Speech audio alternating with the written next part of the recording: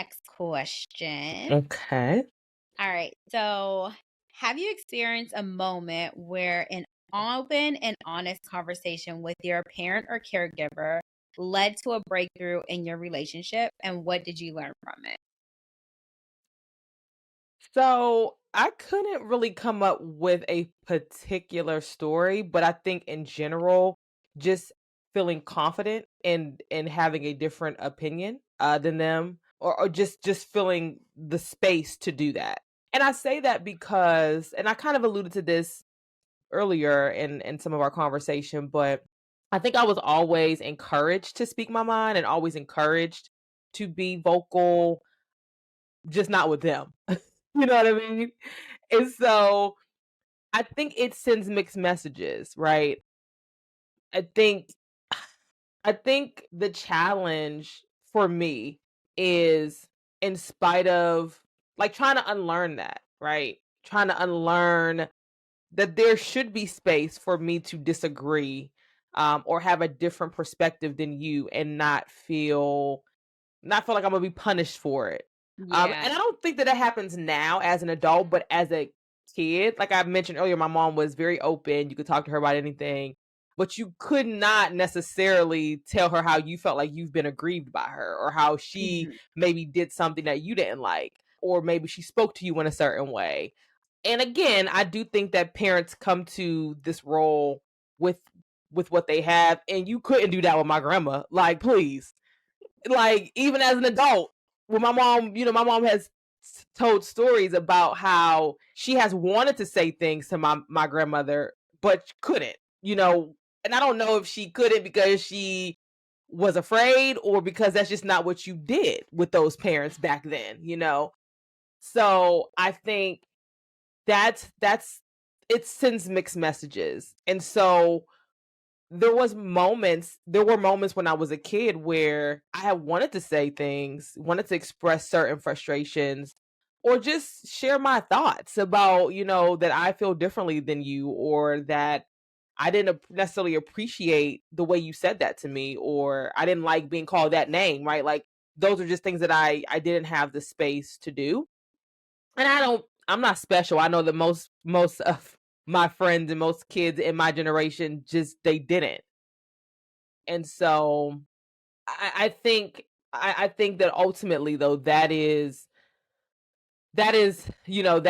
was the challenge. And so, but with my dad, I'm not sure that we've ever had that. I think, and I kind of alluded to this earlier too, that there have been moments where I have decided that being honest about my feelings with him were not it wasn't it was more important to preserve the relationship, because of my fear. And I don't think I knew in those particular moments that I was afraid of losing the relationship. But I Mhm. think when I think back, there were moments where, preserving the relationship was more advantageous. It was more necessary to preserve the relationship, versus being honest about my feelings. I think though I've gotten to a place in my life where, like, being honest and being authentic is more important than preserving a relationship, because if what I've learned is that if you are prioritizing preserving a relationship over the things necessary to preserve a real relationship, because otherwise it's a false relationship. It's not a real relationship. if Yeah. you are if you are preserving, the relationship over honesty and authenticity and vulnerability, then you don't really you're not saving anything. And I don't think I knew that before. Mhm. And most recently we did. Like I said, we probably had the most honest conversation we've ever had. And there were things about him that he got to share, things that I got to share. And there were moments in that conversation where some of his generational ideas about being a parent, kind of rooted its ugly head. And I had to push back a little bit because, again, if we're going to be in a relationship, there needs to be some level of respect that, like, my feelings and my thoughts are going to be respected, and because what I often remember as being a kid was like your feelings, your thoughts, what you believe doesn't really matter. You know what I Yeah. mean? And I don't know if that was intentional. Like I intentionally don't want you to, because what people don't get is that what you're doing is you are creating a world where when they leave your house, they're going to feel the same way. They're going to feel like their thoughts, beliefs, and feelings don't matter. So you all want to create this assertive, outspoken person, but you're squelching it by not allowing that same opportunity to happen in your relationship with them. And I understand that there's a lot of ego that has to be pushed aside to do that, like and that takes a lot of courage and a lot of bravery, because I know that there are going to be other parents in my mom's generation who's like, I ain't doing that. Like, Yeah. I'm the parent. Yeah. I don't care if they 45. I'm still the parent. You know what I mean? Right. Like, and so I will say that just just feeling like safe as an adult now to say, look, I don't care that you're not gonna like it. I have to. If I don't agree with what you're saying, if I don't feel like I can agree with that, I'm gonna say it. And I'm gonna always make sure that I say it with respect and with care, because I'm not trying to be disrespectful. Because that's the other thing. Having a different opinion often made parents feel like you're disrespecting me. Yeah. And it's like, no, dude, I just think We differently just than don't you. Like, agree. Yeah, we just yeah, don't like it. agree. And what I have learned is like part of the struggles that I have sometimes now in my conversations with people is that I sometimes, because that mentality was so rooted in my upbringing, that like I sometimes struggle that like it's okay for people to have a different opinion than you. Like it's not the end of the world and it doesn't mean anything. It just means that they have a different opinion. But so much of my childhood, and not even just from my mom, just the other adults in my life, it was like you kept that to yourself. You didn't Yeah. express that to people. Mhm. Um, and so I think for me, just feeling safe enough to do that, it just feeling like the confidence to do it, right? Whether or not, like, I'm not as concerned about how I'm going to be treated by them if I feel differently. I just, at the end of the day, I'm entitled to feel differently than you. I don't have to, dumb that down to like show you that I respect you. If you think I'm disrespecting you because I don't think like you, that's a you problem. That's not a me problem. You know what I mean? Yeah. So I think just feeling that safety and security within myself to do that has been the example, because there's not one example where that happened. It's just I never felt safe to do that before when I was like a kid, so just growing in that way and feeling safe to do that, and doing it like again with care, with respect, with a level of context. Like I think that's I don't have a problem doing it in that way, because I am truly not trying to be disrespectful. So like I can do whatever I need to do to make sure that you don't feel that way. But if that means I can't speak, then I don't think I can't do that. You know what I Yeah. mean? No. But, I can definitely, consider your feelings and consider how I say this to you. Because I don't want you to think I'm being disrespectful, because I'm not trying to be. Mhm. So I think that for me has been the example. What about you?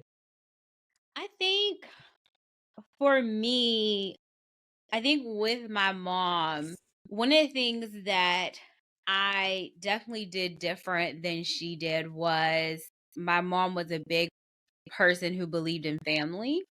Mhm. And my mom believed, like, oh, this person is your family member. You don't turn your back on them. Like, family is family. And I'm someone who just does not agree with that. I don't believe in that. Mhm. Um, and even with my mom and all of her abuse, for example, and I tell my mother's story with kind of like safety, because she's no longer here to tell her own story, but I have to be honest. And so, and part of that is that my mother's father was very physically abusive to her mother, and that impacted my mom significantly, very, very significantly, to the point of, her having physical reactions to the abuse to when she was like 12, and just living in fear. And the thing about that aspect was one of the things of my mother seeing, my grandmother was in multiple abusive relationships that my mother witnessed. And my mother made a strong, call that she would never date a Hispanic man because of what she had experienced in others dating Hispanic men and feeling like, Mhm. it was very macho and abusive. And however, my mom got herself into abusive relationships. And so although she had thought she had put in safeguards, her safeguards were not as safe as she thought they were. And a part of that physical and emotional and sexual abuse was that she felt like she put safeguards in place for me and my sisters, and those safeguards were not really as safe as she thought they were. Yeah. But one of the things that we just very much disagreed with was that family is family. And even though my mom had seen these different abuses and had experienced it, she was someone who, oh, this person is, this is family. And my grandmother did it, she did it, and I draw on a line with that. If you So my mother and my father were in an abusive relationship. My father is very honest about it. He doesn't look at it as physical abuse. The way he tells his story about the interaction is very different than what I have been known to have experienced. But I have a relationship with my father, and he definitely knows I don't condone violence at all. And I am very triggered by any type of abuse, whether it be verbal abuse, physical abuse, emotional abuse. I am very triggered if a man threatens me in any manner. I am very reactive to that. And that is something because of my prior experiences of witnessing abuse. Um, Mhm. and I don't recall, I should say, I don't recall my mother and my father physically, getting in an abusive interaction. I was much younger when they were actually together and had those moments, but I do remember my mom telling me stories about it. I remember my grandmother telling me stories about it, my aunt telling me stories about it, my father's mother telling me stories about it, and my stepmother. And we also had prior experience of living in a domestic violence shelter twice. And Mhm. so I also experienced seeing other women being physically abused. And I think I might have told you about one of the situations where physically seeing my mother's friend, her boyfriend she had escaped from, followed us. We did not know this. It was like a Mm. nighttime and it was snowing outside. Stopped at a red light and he punched the window and dragged her from the car. My mom jumped Wow. out to go and rescue her, and the car was never put in park. And so the Ugh. car was going. And thankfully, a stranger jumped in and stopped the car, but me and my siblings and her children were in the car. And I just remember having to drive back at night in the wintertime with that busted out window. And I can't even remember if my mom was successful in getting her back. I think not at that nighttime interaction, but all of those experiences has warped me into, if a man even like verbally is, you know, raising his voice, says something crazy, I am on go mode. Like that is just a trigger for me. Um, and so that's a trigger for me. Sexual assault is a trigger for me. And so, family members, if I feel like anything is off or I feel like you are being a little too friendly, trigger for me. And so one of the things that I do is like I, my mother's father is much older now, and English is not his first language, so we don't really interact too much. But my mom forgave her father. She loved her father. There was nothing that he could do. My aunt loves her father. She takes, interacts with him. He still, asks about me and things like that. But because of that experience, I'm really not don't really care too much for him.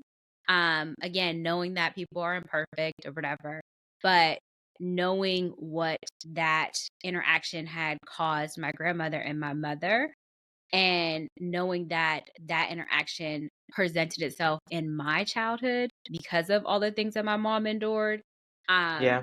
there's a lot of, I don't wanna say lack of forgiveness, but there's a lot of where I just don't care. Like, I'm Indifferent. indifferent, yeah, Mhm. um, which is different from my father. The same thing with other family members who have physically, sexually assaulted other family members. I will say hello, but that's as much as I go. Like, we just we have nothing to say to each other. I will never be alone with you. You will never be alone with my kiddos. Like, it is what it is. And that's very different from my mom. My mom was a very forgiving person, and, she was always, this person is family, like, this is all you have. I don't believe in that. Like, I don't. Mm-mm. I am very firm in that. If you are not serving me, and this relationship is not serving me, and it is hurting me in some manner, whether it is physically, emotionally, we don't have anything to interact with. Like, we can say, I'll be respectful and say my hello. I won't cuss you out. I'm not going to be disrespectful, but that's as far as it goes. I don't wish you ill will. I don't wish harm on you. You're just not a part of my life. And I just choose to live that way. If you want to interact with them, that's fine. That's just not my cup of tea. And that is something that I am firm with. And I am not, no one can move that. If we have family reunions and this person is around, again, I will say my hellos, but that's my limitations.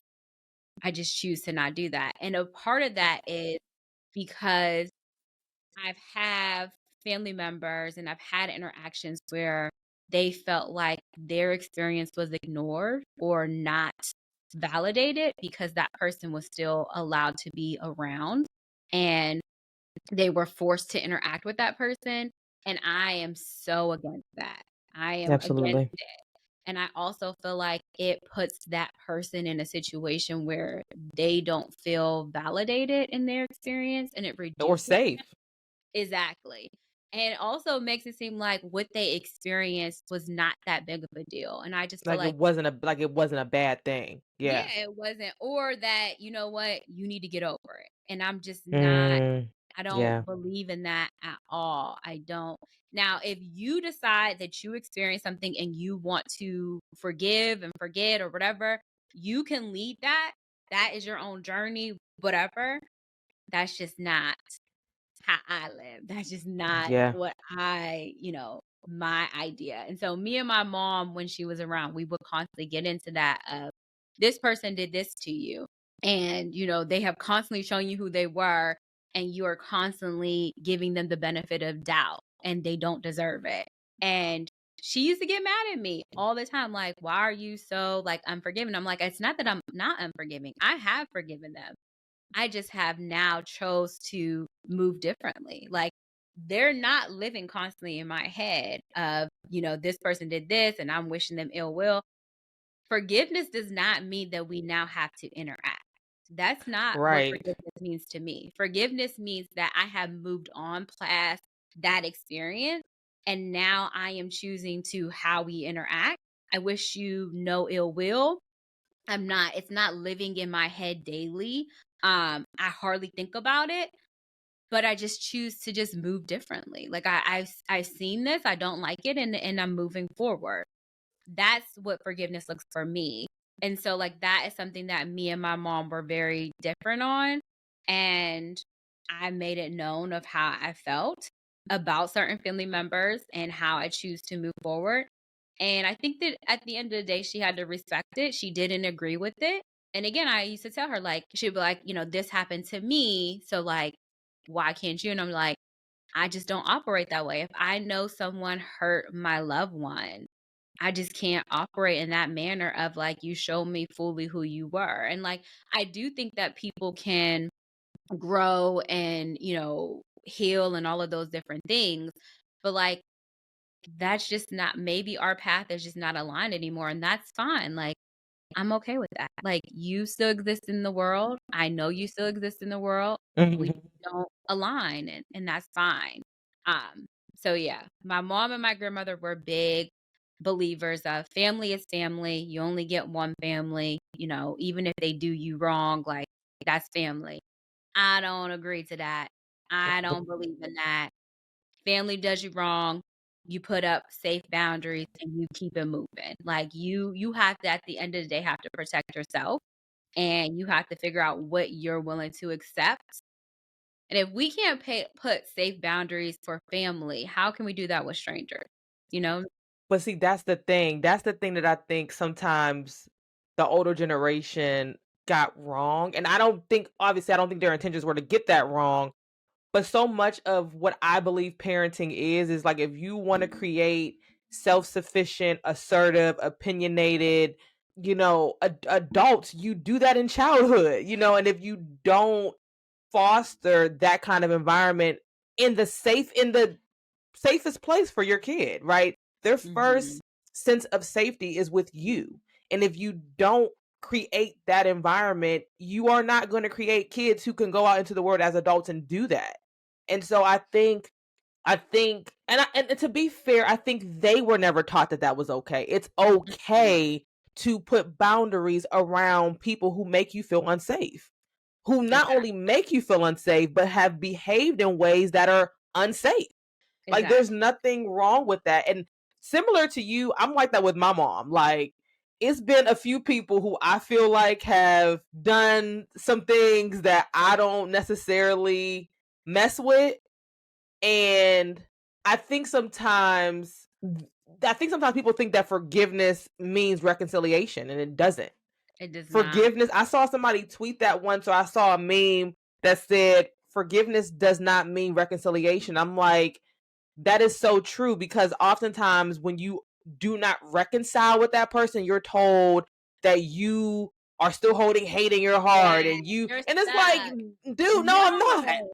I I don't fuck with you It no more though. does. Like, it's Yeah. not in my head. Like, I know this No. person is existing. I'm fine with that. I don't Right. care. Like, I I just am a don't choose to different. engage and I don't have to. Exactly. And it Yeah, doesn't mean I'm still mad. I'm not mad. I'm actually happy. exactly. Like, you're in the world and it does not bother. I don't think about you. Like, let's put it that way. I do not think about you at all. At all. And I'm fine with that. But I also think, like, if I don't teach myself to honor how I feel, then I'm not going to allow others to honor how I feel in our interactions. Like, I have to be Mhm. honest with myself, and I have to be able to say, look, this doesn't feel good to me. Like, it's not serving me the way that it needs to. So I need to make a change. I need to implement boundaries. I need to create space to feel safe, because my safety is the most important. Like, Yeah. I have to be able to operate in a place that I feel safe physically, mentally, and emotionally. And if I don't feel safe, I'm not being able to fully be myself. And then I'm feeling like I have to wear masks, which then takes me back to child Deveron, who really wasn't safe in situations that were not serving. And I felt like I couldn't speak up. And now I know that I can. Like, I know that Mhm. my voice matters. And at the end of the day, I need to implement boundaries for myself. And those who truly care and want to have a beneficial interaction, a beneficial relationship, they will honor those boundaries. Those who just want a one side relationship will not.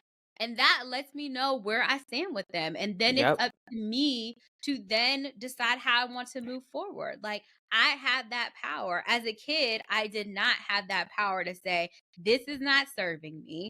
This is harmful to me. and I need to implement these things, right? And the number one relationship that taught me that was my interaction with my mother, right? Mhm. There was so many things in that relationship that wasn't serving me, but because she was my main caregiver, she was my mother, I was taught that, you need to forgive. She's your mother. My grandma used to tell me that all the time. There was nothing that my mom could do that would stop my grandmother from loving her, interacting with her. And Mhm. my mom did some very harmful things. My mom, when she was active in her addiction, she stole, from my grandmother. My Mhm. mom, when she was active in her addiction, she stole from us. Yeah. She again put us in unsafe situations, and when my mom was sober and I would talk to her about these things, like I said, before she passed me, I went to therapy and I was very open and honest about my experiences. And, she was very sorry about it. But it's like I was taught at a very young age that my feelings did not matter, Yep. you know, even though I was told, oh, your mom is, when my mom went to jail, you could feel this way, but she's your mom. It's one of the things that I am very clear with these kids about. You feel how you feel. If Yep. you don't want to interact with someone, let me know. If you don't feel like you have a voice to say it, I will say it. If you don't feel like you have the ability to put safeguards in place, let me know. I'll be the bad guy. I will put that in place because Mhm. the last thing I want them to do is to feel like they are invisible. Their feelings don't matter because then that teaches them when they become older that their feelings don't matter. And Yep. I literally just told my niece this the other day. You have to get to a place where you start putting Carmen first. You have to put Carmen first, and then everyone else comes secondary. When you honor your feelings, that's the best thing you can do for yourself. And then you can line people up and allow them to move accountably, right?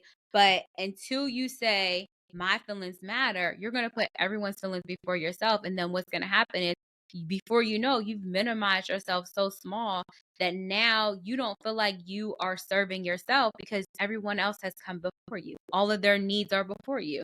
I saw it Yep. with my mom. She became such a shell of a person because she felt like that's all that she deserved. And I refuse to be like that. And sometimes, it rubs people the wrong way. I don't care. Like, if we really are having an interaction and you care about this relationship, we can have dialogue and we can make adjustments and things like that. I'm definitely all for hearing people in my life and moving accordingly. But if you don't care to have a conversation with me because you feel like I'm moving a certain way, guess what? It don't matter. Because if Right. if you don't feel like you can have a conversation with me, this relationship is not a relationship. So Mhm. you feel in a certain way, if you want to go, oh, Devron's this, Devron's that. You didn't have dialogue with me about how you feel I'm moving. It doesn't matter. It doesn't Right. matter because you were stuck on seeing me that way anyway. So believe it. Mhm. Yeah. I mean, I have no control over how you see me. That's for you to figure out. Like I'm not even gonna act like I can change that. I don't got them kind of powers. You know No, what I mean? You gonna and feel I'm how a you feel. mind reader. Like, if you Right. tell me, Dom, hey, look, when we had this interaction, I felt this type of way. We have a relationship. Like, Mhm. oh, I'm so sorry. I didn't intend that. A lot of times it's, like you said, our own shit. Oh, well, Mhm. that wasn't even what I was trying to come across with. But we're having dialogue. Now we can fix that and repair it. But if you Right. choose to see me in a certain light and you don't let me know how you're seeing me, Then what what can am I I gonna do do with about that? it anyway? Yeah. I can't do You nothing about know? that. Yeah. If I was a mind reader, I'd be over here paid. Right. I can't, For I would, real. I'd be winning the lotto and stuff, like making it Right. work for me, but I can't. So I'm a firm believer of, if something is not serving you, family or not, I have to honor my feelings and honor them to the point where I speak it out and make it be Mhm. known, and then we can make adjustments. But if it's not serving me and I let you know it's not serving me and you choose to continue to do the things that I'm telling you are problematic, then I only thing I have in my control is how I choose to then move forward. So Absolutely. Yep. I have to make adjustments. And I think that that's something that I was very clear with my mom. She did not agree. And I'm, very clear. Same rule of thumb. My grandfather felt the same way that my mom did. My grandmother did too. Family is family. And I would tell them, like, nope, this is my boundary. This is my strict boundary. You may not agree with it. You may not like it, but you will respect it. Mhm. If we want to have an interaction, we'll respect each other and we can agree to disagree and keep it moving. And that's Mhm. something that I have instilled in these children. I don't care if someone is your family or not. If they are not treating you the way that you are asking to be treated, you need to put in boundaries. You need to put in Yeah. safeguards. I think the other piece of that too is like I don't ever want to be perceived as the worst thing I've ever done, right? So I'm not going to perceive you as the worst thing that you've ever done, and I'm not going to be your guinea pig to make sure that you ain't going to do it again. You know what I mean? Like I respect that you may have changed and you may be a different person, and I hope that you're a different person. And you're not gonna get to you're not gonna get to figure that out on me or mine. Right. It I'm ain't not gonna an happen. experiment rat. Like, No. And yeah. I think that that is okay because while I don't want to be perceived as the worst thing that I've ever done, I do understand that in life there are natural consequences to your choices. So Mhm. if I have done something that has been harmful to somebody else, that natural consequence might be that I'm not going to be able to have a relationship with that person. I'm not going to be able to navigate their energy and their environment the way I did before, and that happens when you make choices that are harmful to other people. So I think that that also needs to be said, right? I don't, you're not, I don't want to be perceived as the worst thing I've ever done. I'm also going to understand that like my choices have consequences.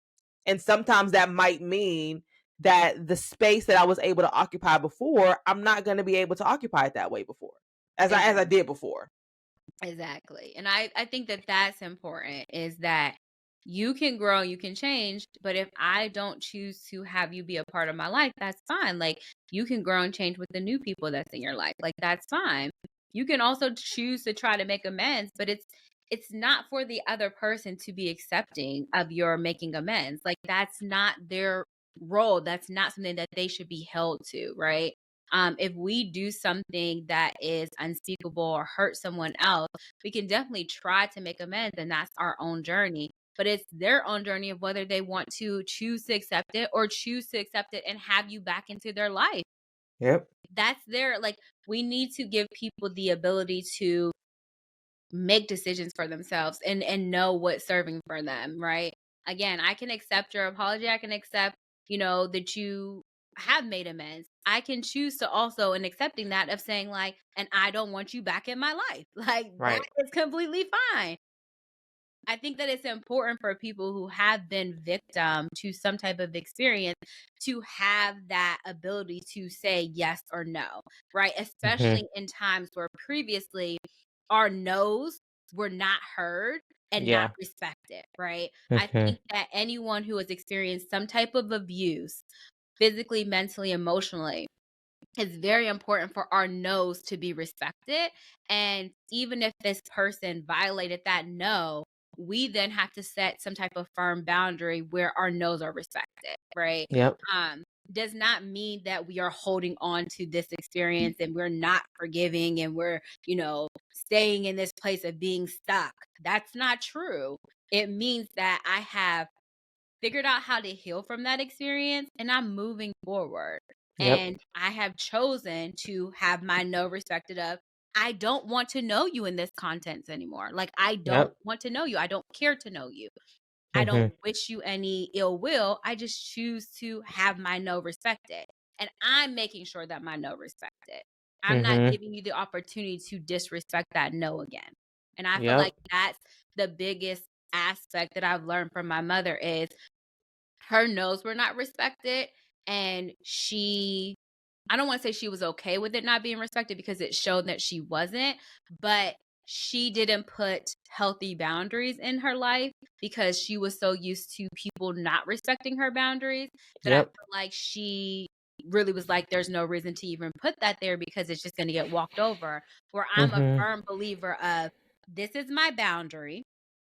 You will not cross that boundary. If you cross that boundary, be prepared for the consequences. Clear as day. I Yep. told you there's signs all around my yard. Beware of the dog. Beware of the things that could happen if you cross this line. You Mhm. cross that line, be prepared for the consequence. And then don't act like surprised. Like the signs Exactly. was there, the writing was on the wall. You just didn't It want to read said, beware of dogs. it. You walked your behind in that yard and got bit. Don't be over there like, oh my God, I got bit. It's clearly said 6 Right. times, beware of dogs. You got bit. There was a dog. Woo. Right. Don't like, so I think that is the most important thing that I learned from, well, one of the most important things that I learned from my mom is Mhm. the lack of a boundaries, the lack of her no being respected was to making sure that my no is respected and I'm very firm in my boundaries and so that's how I choose to move forward. Okay. So question 5, I think I kind of answered already, but I don't know. Is there anything you want to add? So here's the question. Have you experienced a moment where an open and honest conversation with your parent or caregiver led to a breakthrough in your relationship? And what did you learn from it? So I think I talked about this a little bit during our last podcast, and that was talking to my mom about my own experience. Mhm. My mom had her own ideas of what our childhood was like. And I have 2 siblings. I have an older and a younger. And we all had our own experiences, our own individual relationship with our mother. And my mother knew that her decisions, when she was actively in her addiction, were not the best. And so she had these notions of what that was like. But one of the things that really impacted our relationship for a long time was that she never quite asked me what my experience was like. She always just had this perception of that. And anytime I would try and talk to her about my actual experience, not what she perceived to be my experience, she would quickly shut it down. And it wasn't until we got into therapy that I was able to let her know that she felt like she had talked to me over and over again about my experience. And I finally was able to say, like, no, every time we have this discussion where I try to share a little bit, you automatically shut me down and say, like, you're sorry.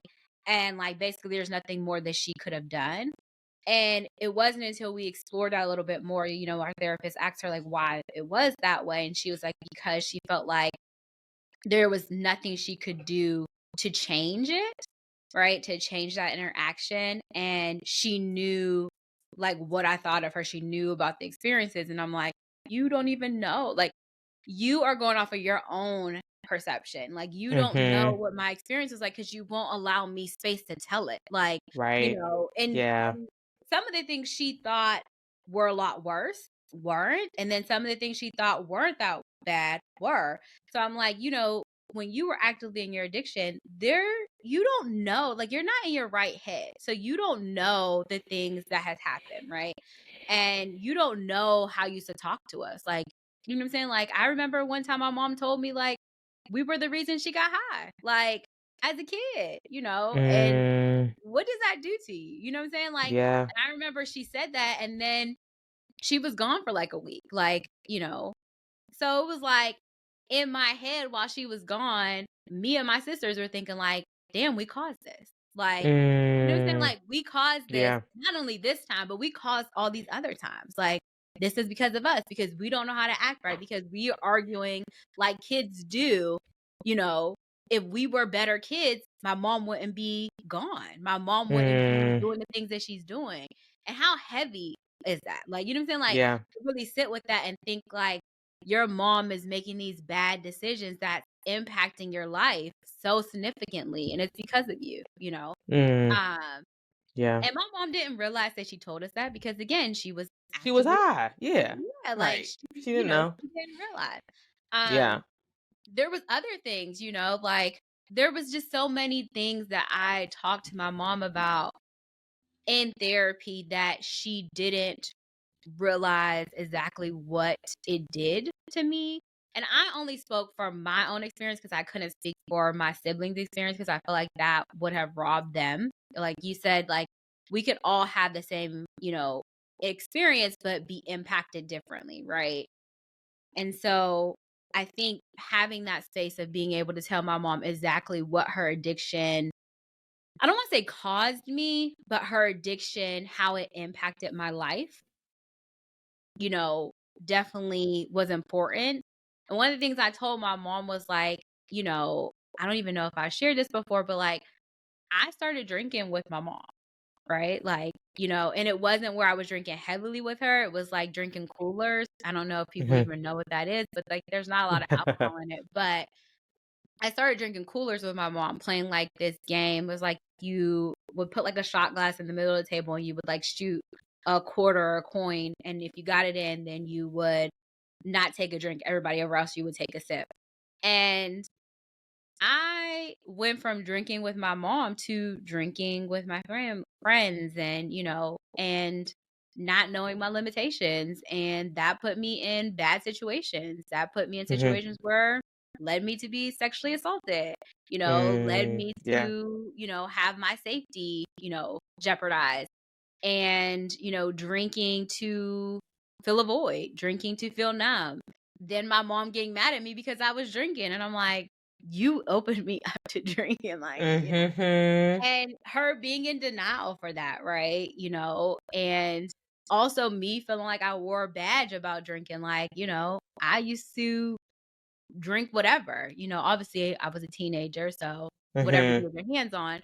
But like safety was an issue for me. And then I was putting myself in unsafe situations while drinking, you know. Right. Yeah. Um, and then also, when things happened, blaming myself for putting myself in that situation. So again, mirroring my mom's own trauma to now thinking I was so much better than my mom for not having the same experiences and then landing in similar experiences, right? Right. So it was one of those things where I was able to talk to her about what her addiction had kind of opened the door for, and allowing her to listen to my actual experience and not her perception of the experience was really important. And I think anyone who has a parent who struggled with addiction, you don't always feel heard, especially because sometimes we decrease that actual experience because we don't want to be the people who cause them to relapse. We don't want to make it harder for Mhm. them, especially because we know, once you start using, a lot of times the decisions that you make while you're actively in your addiction, you are building onto it because you're trying to escape, the reality. And so, I taught myself for a long time, and I'm sure someone else listening probably has experienced the same thing of I had to reduce my experiences with my mom and her addiction because I don't want to be the one that shares that and that leads her to be even more guilt ridden and more um shameful. And so I'm going to minimize my experience to keep her safe, right? Um and what does that teach me? That my feelings are not valid. Like Mhm. my feelings don't matter. And so, you shut yourself down. You Yeah. don't acknowledge what has happened to you out of fear that it is going to jeopardize this other person that you love and care about. Um, Yeah. so I will say, like, in therapy before she passed, I was able to be completely honest and vulnerable with her and share what her addiction, the impact that it had on me, but also the impact that it had to how I identified my own experiences and my own poor decision making, and the consequences of that. And Right. so, I think that that was the most honest and raw conversation that we had, was her truly listening to me and my experience and not trying to fill in the blanks or feel like she knew exactly what had happened, because that was oftentimes what it was met with, like, "Oh, well, I know I could have been a better mom." And it's like, yeah, you know that, but, like, do you know what that looked like for me? Like, Right. you're taking that away from me. Like, you're taking away the Mhm. opportunity to fully be heard. So, yeah, that was definitely something that we were able to accomplish, and I was able to clearly tell her what her addiction had kind of, I don't wanna say caused, but how it impacted my life, Yeah. and, what the outcome was, and the work that I had to do to overcome those things was very Mhm. important for her to know, Yeah. because I wanted her to know, like, yes, it impacted me, but it didn't break me. And, like, Mm. yes, you know that it impacted me, but you also think that I'm a broken person, and I'm not. Like, I'm a damn healed person because I've done the work. And, like, yes, it had an impact on me, but I'm not walking around like a chipped up vase. Like, Mhm. I put myself together very well, and I want you to see me fully. I don't want you to see me as a victim. I don't want anyone to ever see me as a victim. I'm a survivor, and I want that to be known. And anytime someone sees me as a victim, it triggers me, because I want them to know, like, yes, I've been through some stuff, but you will never know. You can never tell that I've been through something. And that's very clear. Don't ever look at me like a victim. And that's something that I wanted my mom, and I think an issue we had for a long time was that she looked at herself as a victim, and she looked at me and my siblings as victims. And I'm very adamant that I'm no one's victim. Mhm. No, never that. And I'm not saying if someone identifies as a victim, that's your journey, that's what you, but the way I choose to look at it is I'm a survivor of Yeah. these experiences. And I choose to look at what they've given me. Um, and how I choose to move forward in life. And that was Mhm. something that was very big for my mother, to not to see me as this broken vase, but someone who Right. is well put together and healed and operating. Yes, I've been through this, but I'm still, like, moving forward. Right. Right.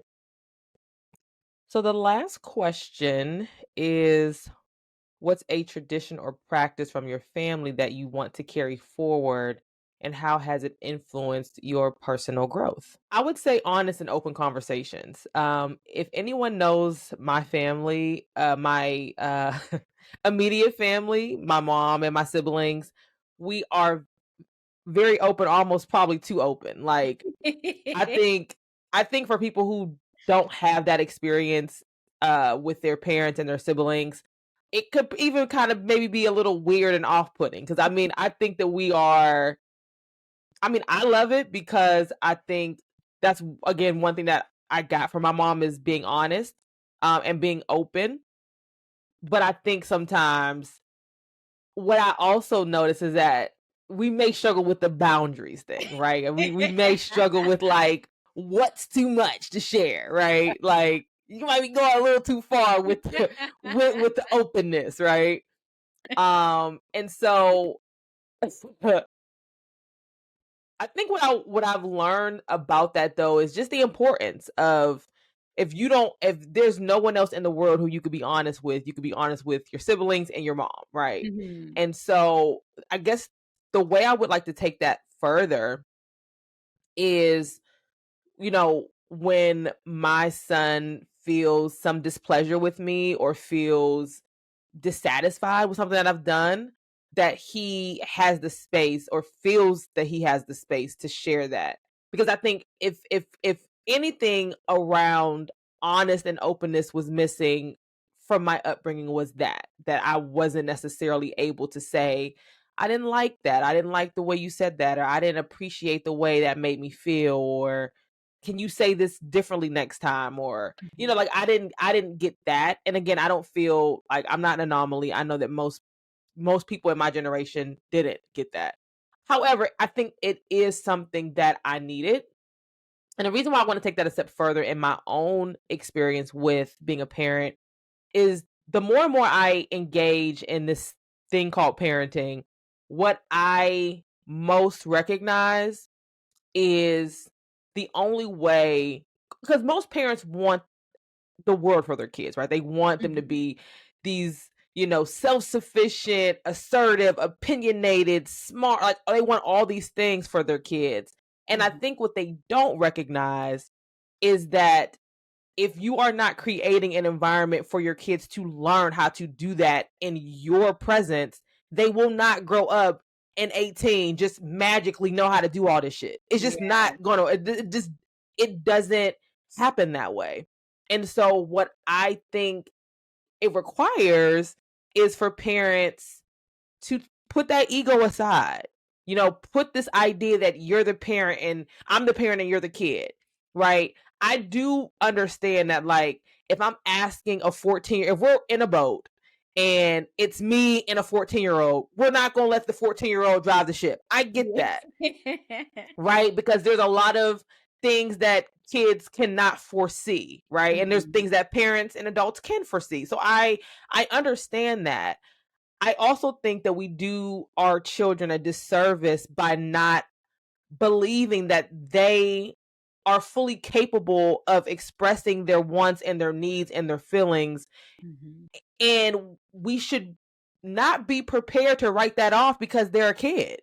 I'm just not a fan of that because I remember what it felt like for my feelings to be dismissed and invalidated. And again, I have grace for what my mother went through and what she was going through when she was trying to get me from point A to point B. I have no ill feelings about that at this point. But if I'm being honest, I do feel like not having space to have my feelings honored, it makes you question your feelings. Like if someone is telling you like they don't care, or like even if they don't say it, but their actions are showing that they have other things to manage and deal with, and like your little feelings are on like the list at the bottom, you internalize that and you go through life thinking that, you know, other people's feelings matter more than yours, or your feelings don't matter at all.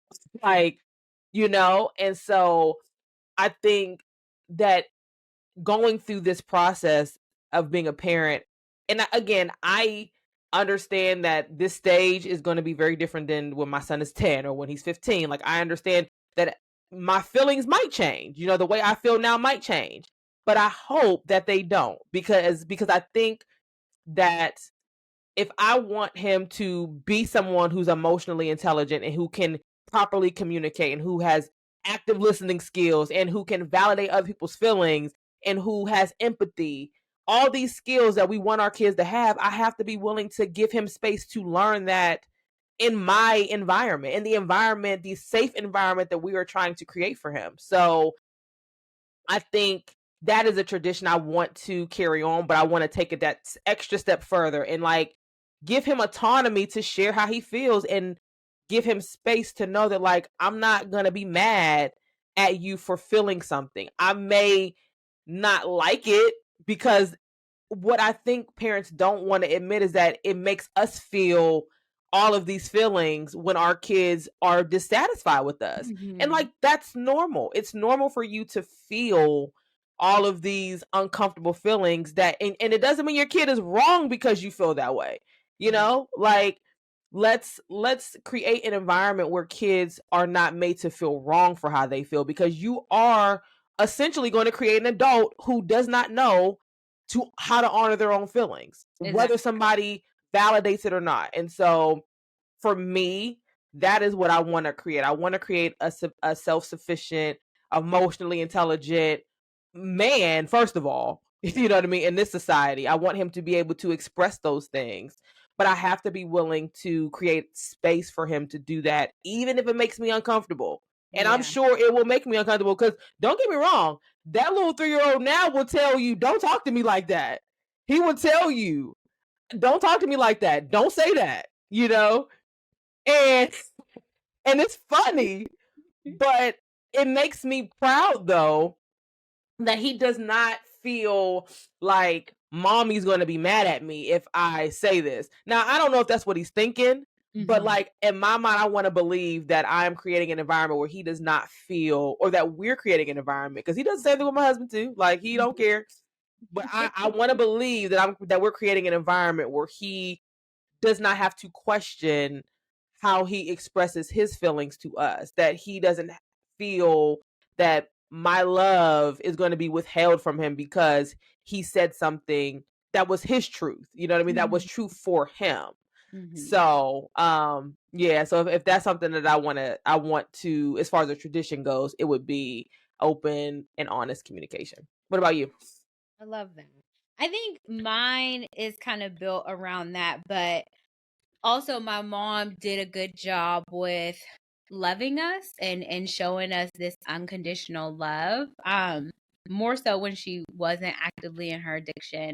Um, and so that's definitely something I have tried to make known to these kiddos in my household.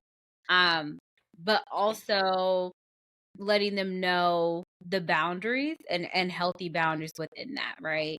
Mhm. And so, one of the things I do is they can be open and honest, and I let them know regardless of what. Like, one of the biggest things I tell them is I want you to try new things, I want you to experience new things, but always know that you have a place here with us. Like, there's never a time you cannot come home. And I think that that's so important. And I always tell them, like, there's nothing that you could tell us that makes us not love you.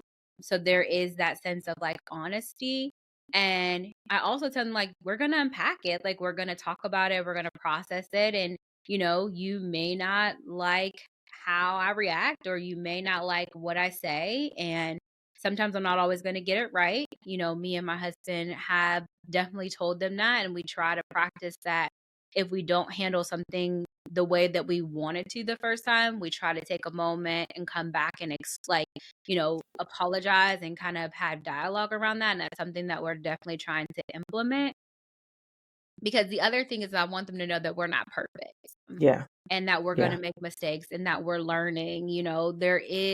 There's tons of parenting books out there, but until you actually have a kiddo and you are, having them grow and be their own person and develop, their own personality and all of the different things that brings, some of the stuff you just can't prepare yourself for. You Like, you just can't. cannot prepare yourself for, and it's a learning. There's a no learning curve. Um, Mhm. and so, like, that's something that we're definitely honest about. And I also, one of the things I have been very honest and forthcoming about, me and my husband, is like our own experiences and talking to them about things. And like I said, I try to safeguard them from some of the experiences that I've had, especially like my trauma. But also letting them know, like, there's their own path that they have to walk. And although I would love to rescue them from fully experiencing any hardship, that's just not realistic. Right. But that they can come to me with anything and we will help them figure out how to come through it. It will not be easy. I'm not sugarcoating anything for them. It's a process and it's hard work. But if you're willing to do the work, I'm willing to get in the arena with you and do it with you as well. Yeah. And I feel like that is a very important lesson that me and my husband are teaching these kiddos. And it's a lesson that I learned with my mom. Like, my mom had very unlimited love. Um, and again, like I said, didn't have healthy boundaries, which are Mhm. important. And Right. it's something that I'm teaching them, that limitless love, but also loving yourself first, pouring Mhm. your cup first, putting on your mask first, your oxygen mask first, making sure that you're feeding yourself first before you feed others. Right. It's definitely something that we are trying to teach them. Of, you can have this unlimited love, and there's nothing that they can do that we will not love them. There's nothing that they can do where they can't come back home. Because I'm a firm believer, just because you turn 18 does not mean that you are an adult and you don't need our assistance anymore. Yeah. It's like Um, so far from it. so far from it. But there's expectations, right? There's expectations in any relationship. And it is my job to make you clear of those expectations. It's your job to make me clear of the expectations you have for this relationship. And if we Mhm. really want to both be invested in this relationship, we're going to have dialogue around those expectations. And when they're not being met, have dialogue around that as well. And so that is something that I'm very clear about if you set the expectations for a relationship and you have to do the work, you have to be willing to put in the work. Um, because that's what it means to have a good relationship. Um, Yeah. and so that's definitely something that we are trying to practice and instill in these kiddos of you set the expectation in relationships. There's limit, our love is unlimited, our interactions are unlimited, but you have expectations. As I have expectations, you should have expectations for me, right? On how Mhm. I choose to interact with you and how we have dialogue and things like that. And like you said, the important idea of like you can come to me with anything. Now, you can't just come to me crazy. Like that's not Right. gonna happen. But if you come to me in a proper way, we can talk about anything. You didn't like the way an interaction went, come talk to me. Like, let's talk about it. Let's unpack it. My one nephew loves to remind me of things that I said. Well, Titi, remember you said this, and I'm like, that's not what I meant when I said that. But he loves to remind me of things, and he always gets us over with something. Well, you said this. Right. But I think it's important for your kids to feel like you're imperfect and they can come to Mhm. you about anything that they have questions about, or if they feel uneasy. When we had this interaction, I didn't like the how it made me feel. Let's talk about it. Like, because you can come to someone and talk to them about something and not come to them in a disrespectful manner. Mhm. Um, and that definitely helps you to be receiving, and that's something I want them to practice, when I'm not around, you know, when they have an interaction with a teacher that they didn't like, how do you combat that? How do you go about, addressing that? When you have a interaction with a colleague, right? We've all had those experiences, or a supervisor, and it wasn't a great interaction. How do you then combat that? If you haven't learned or practiced that, then when those situations arise out in the real world, you are not going to honor yourself because you've never had that situation where you've honored yourself. So Mhm. that's something I'm trying to instill in practice, is just giving them the space to learn and be imperfect, but also to see me in an imperfect life, because I'm your parent. Me and my husband are raising you, but we ain't always gonna get it right. We are Nope. not always gonna get it right. There's gonna be times where we have to go back to the drawing board a couple Yeah. times. But as long as we are having this dialogue and this interaction, we'll make it better. Like, you know what I'm saying? Like, I might not get it right the first time, but if you give me the opportunity, you let me know that it was a miss, I then can make it better, right? But Yeah. if I don't give you that space to let me know how my things are landing, I can't have the opportunity to make it better. So, that's something that I am trying to build off of what my mom taught me, of having that unlimited love, but putting healthy boundaries in place, and making sure that I feel heard and I feel valued, but the person on the other end also feels heard and valued is very important. Absolutely. Yeah. Yeah. So, All with all of right. this said, I think this was a good discussion. I want to Mhm. end this with, for these next 2 weeks, how are you choosing to soar? So I think last week, the last episode, I had shared I wanted to soar by getting back into reading. So I did not get that book, but I did start reading another book that again, we talked about how I have books on books that I keep purchasing and that I don't read, but I know I will get to them.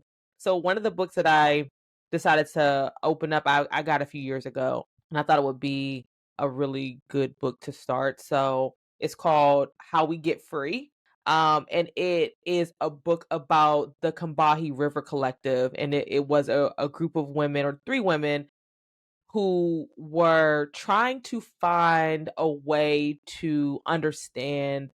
They were Black women, and some of them were who identified as lesbian and some didn't. But they were trying to kind of figure out, how do we create a space for ourselves that has a analysis around not just being Black, but also being women. And so they created the Combahee River Collective. And I think Combahee was connected to, or Combahee River was connected to the river that Harriet Tubman, I think, used or was on when she was, going back to free slaves, Mhm. or the enslaved rather. And so they created an analysis that was not necessarily about race or about gender, but about both. And during like the 70s, there was just differences around feminism at that time, and a lot of and it's specifically around class. I think they have incorporated class into their analysis. Anyway, it kind of they're interviewing them because it I think when I purchased the book a few years ago, it was around like the 40th anniversary of the Combahee River Collective. So I just thought that would be a good place to start. It's been nice just like reading the interview that has been done between these three women, and they're actually also interviewing a woman who was a part of Black Lives Matter. They're interviewing her because, again, very similarly, some of the analysis in Black Lives Matter definitely is expansive, more expansive than, some of the other liberation movements of our lifetime. So I started there. I do still want to get the other two books, and I am going to get them, but I figured let me start with a book that I already have, so I don't got to spend no money. Um, but once I do still want to get to those two books. And actually, I want to get to I've been on this like Brene Brown kick lately. So I have a few books of hers that I want to open up. I have like Braving the Wilderness that I've been wanting to read. I got for as a Christmas gift last year. And there's a few other books of hers that I have that I wanna get. I want to open up and start as well. So there's just never enough time. I always want to read, but there's really like not enough time. So I do want to stick with that.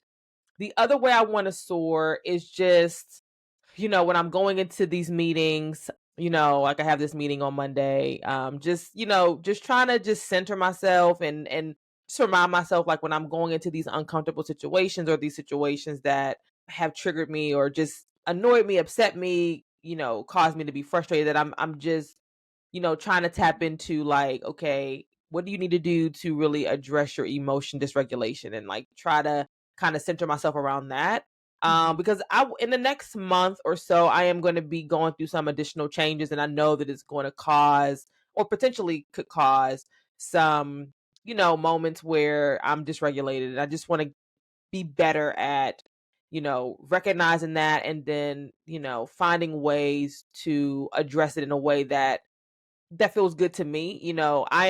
I'm reactive, mostly with like myself. So like if I get triggered, like I'll be in my office like flipping out, you know what I mean? And then when it's time to go into that meeting, I'm obviously put together and I'm not doing that, but I want to get better at like stopping the flip out in my office, Mhm. like just taking a minute and just recentering myself, and not, because that's a lot of energy. It's a lot of Yeah. energy, even if it's not towards somebody else, it's still a lot of energy. So I want to, be better at just channeling that energy in a way that is, more meaningful. And it's not meaningful to do that. So for me, it's not meaningful. So that's what I want to just be better at working on. And then, summer is coming to a close. So it came Gone. so fast and it's gone so fast. I just want to, over the next few weeks, just enjoy, being outdoors, spending time with family, just, Mhm. finding ways to just connect, while the weather is still nice, because I know that it's gonna change rather quickly. Yeah. So Yeah. Well, what I'm about glad that you? you got, to a book, right? Even if it Yes. wasn't the one you identified, you still worked towards your goals. Mm-hmm. And it sounds like the book that opened up was really good and Mm-hmm. insightful. So, and like you said, you do have these books that you want to get, but you have books within your possession that you do still want to get to as well. So I think like you're actively making steps towards that goal of just picking up and restarting reading.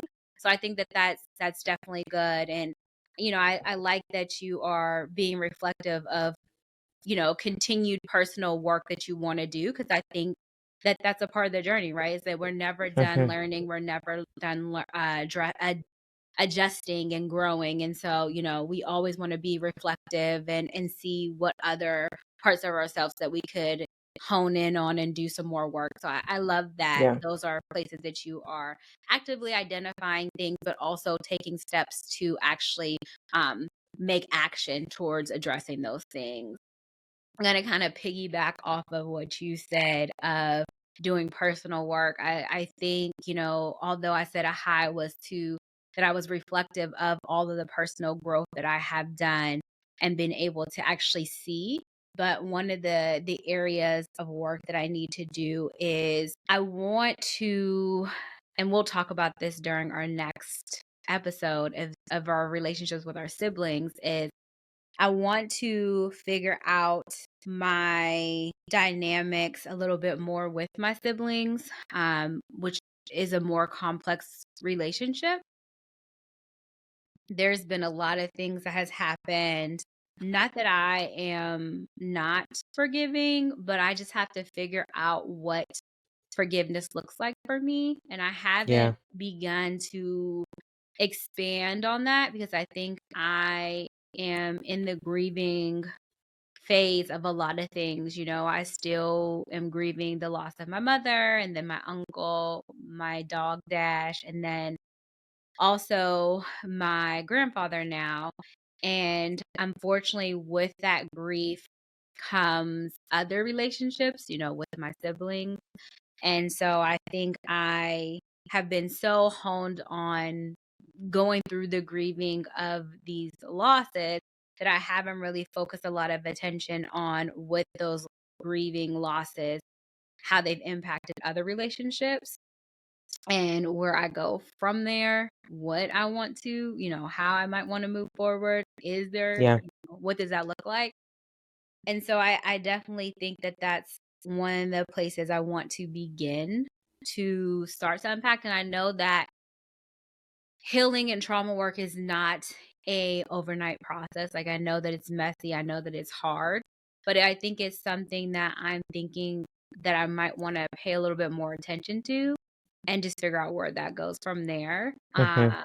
I don't know what it looks like.